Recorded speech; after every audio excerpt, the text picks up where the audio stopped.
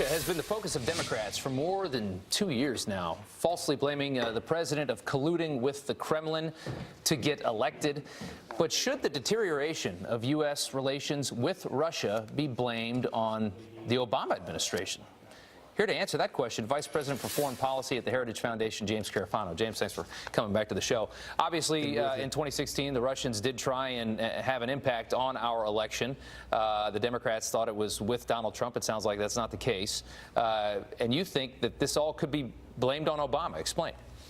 Right. Well, look, this is not about Obama bashing, and this is not about partisan politics. This is looking forward to 2020, where people are suggesting, okay, what do we do for foreign policy going forward? And what I'm hearing is people want to go back to the Obama days, and they're forgetting that the problem here is Putin. It's always been Putin. But what the Obama administration did for a number of years, we tried to engage with him, and it was an utter failure. And in many ways, incentivize and encourage Putin on the aggressive behavior they do that led to the notion that I could screw with the 2016 elections and get away with it. Yeah, I mean, the Obama administration was very soft on Russia, wanted to try and play nice with a man that doesn't, I don't think, know how to play nice and doesn't really respect anything except strength. And you believe that that emboldened Vladimir Putin. He thought, I can do anything I want because Obama's not going to touch me. Absolutely, including going into the Ukraine and then the very weak response, the initial U.S. response to the Ukraine. All these things added up to create where we got today.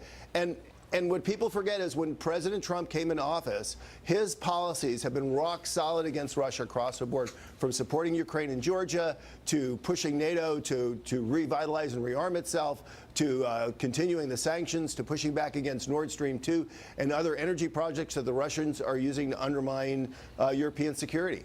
Did the rest of the world, I mean, you look at examples, Crimea is an example when Russia took over that section of the Ukraine. You also have the famous Red Line in Syria, which is a Russian ally.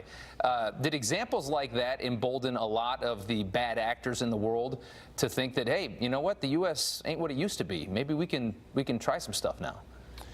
Well, that's really hard to unpack because in many ways, again, I'm not trying to bash the old administration, but in many ways they got so many things wrong in so many places. They tried to disengage from the Middle East. That caused chaos.